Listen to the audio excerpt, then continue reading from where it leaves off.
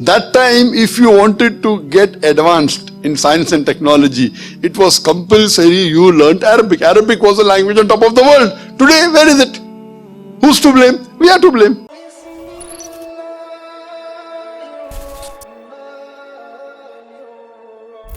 If we look back into the history, from the 8th to the 10th century, we read in the historical books, the Europeans, they called it as the Dark Ages. Dark for whom? Dark for the Europeans.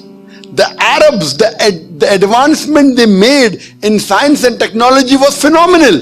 If you had to know about science, if you want to do research of science, you had to learn Arabic. Like how today we learn English. At that time, the Muslims were on top of the world because we were close to Quran and Sunnah. Today, the reason the Muslims are backward is because we are far away from Quran and Sunnah. So Quran is not to blame, you and I are to blame. If you read in the books of history and books of science, I said in my lecture, Ibn Nafis, 600 years after the Quran was revealed, was the first to describe the blood circulation. In a textbook, we know about William Harvey, we don't know about Ibn Nafis. So two reasons is there. Number one, Muslims have gone away from Quran and Sunnah. Number two, media. You know, media also plays a big role in it. In our textbook, in my school, I never heard about Ibn Nafis. After when I did research, I came to know. In my textbook was mentioned William Harvey. The first person who drew the world map of the world was al-Idrusi. In 1154, he was a Muslim. Do you know the numbers that we have? 1, 2, 3, 4. What's it called? What's it called 1, 2, 3, 4? Arabic numerals. How we have Roman numerals? 1, 2. Arabic numeral, why? Because 0 was first introduced by the Indian. The Arabs took it up, put a decimal point, and we have the Arabic numerals. If you know about al-Tusi, he was the one who discovered the Pythagoras theorem, which we learn in school. We learn Pythagoras theorem, we don't know the name of Al-Tusi. The square of the hypotenuse is equal in a triangle. The square of the hypotenuse is equal to the sum of the other two sides of the triangle. Do you remember or you've forgotten? Who was the person who discovered it? Now you came to know, correct? Better late than never. Al-Tusi, Muslim. Trigonometry, we learn trigonometry.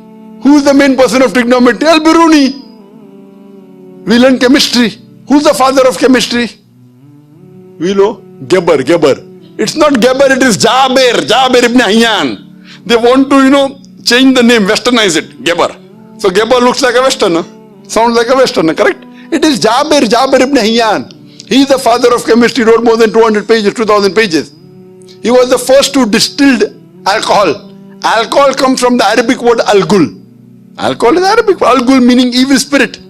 How many people know about al-Kindi? At the time when Newton, who's the biggest scientist in the world history, Newton said all laws are absolute. Al-Kindi said no, all laws are not absolute, they are relative. Later on, Albert Einstein came. All have heard about Einstein. How many of us have heard about Al-Kindi? The two brothers, Muhammad Ahmad and Hassan Shakir, they told the area of the earth from an angle at the Red Sea.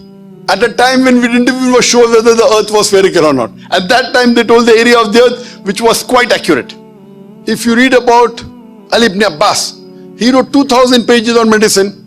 If you know about Ali ibn Sina, Avicenna sounds like a Westerner name. It's Ali ibn Sina, Aristotle of the East.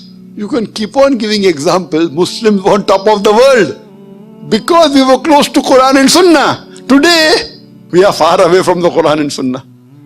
That time, if you wanted to get advanced in science and technology, it was compulsory you learnt Arabic. Arabic was the language on top of the world. Today, where is it?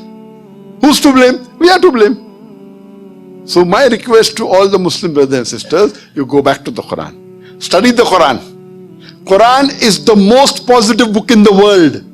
It's a proclamation to humanity. It's a fountain of mercy and wisdom. It's a warning to the heedless. It's an assurance to those in doubt.